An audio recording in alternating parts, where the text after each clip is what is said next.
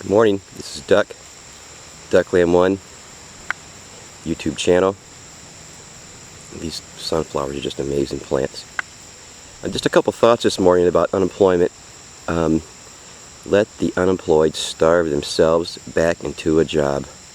Boy, what a bonehead. But we had an incident in Michigan here a few weeks ago.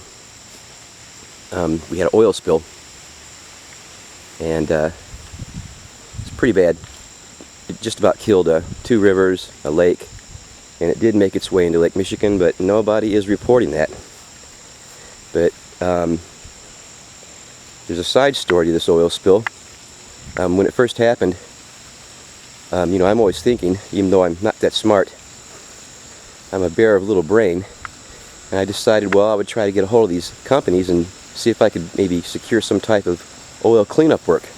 I mean, I know it would be hard work, hazardous, breathing lots of benzene and cancer-causing chemicals that is mixed with the oil. This oil, particular oil, was a really concentrated form, and then it was jammed through the piping system where it comes from down south someplace and it heads up to Canada.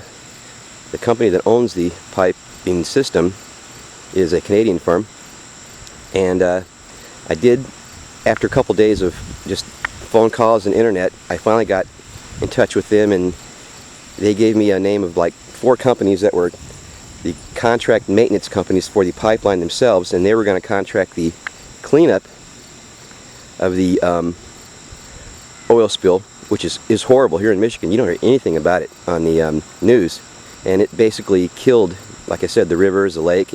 It's made it to Lake Michigan. Nobody said anything about this, except for our governor, who said if it makes it to Lake Michigan, it's going to be a disaster. And then after it made it to Lake Michigan, it seems like nobody talks about it. But people have been evacuated from homes because of the high benzene levels. The water is off limits, even the drinking water. If you live in a certain vicinity of the river and you have a well, it's off limits, and it's off limits to, you know, it's a lot of farmland, so all the grazing animals and the farm animals and domestic animals that you keep are not allowed to use the river. There's no fishing, of course, and things like that. But the oil spill cleanup, I tried for days, and I did get a hold of a couple companies, and I got the runaround. Oh, we're going with this, we're going with this company, we're going to take lowest bids on these contractors, and they're coming from all over the place. To make a long story short, is yesterday I was at a friend's house around noon, and the 12 o'clock news came on. You know, I don't even watch the news or TV, but I was at his house, and they raided the work site, and it was all illegal aliens.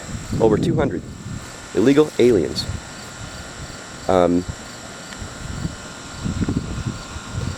Working at the site.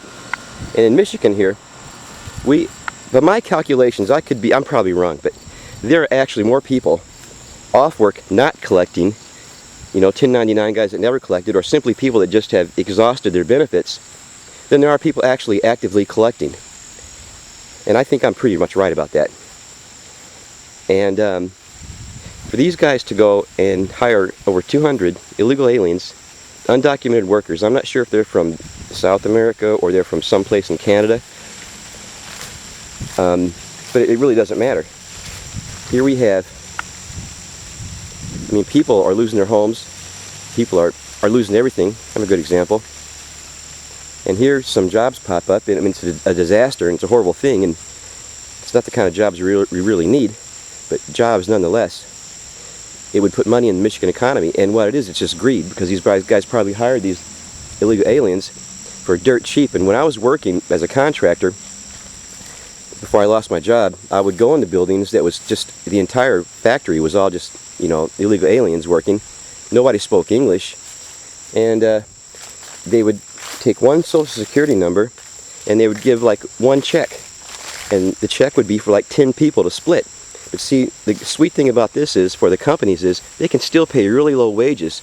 I mean, you got 5-6 people splitting one check that one person should be making, and then of course the contractors just clean up because it's the lowest bid, and the bids are extremely high, my guess. And these guys were just a bunch of bozos. They had like these sewer pumping trucks and vacuum cleaners trying to clean up this over 1 million gallon spill of this thick caustic oil, and on top of that, none of the None of the workers had the hazmat training that is required, which I do have the hazmat training because in my when I was a contractor I had to go through all that. But anyway, I just wanted to get that off my chest, and I'll probably make a couple more videos later on. This is Duck out.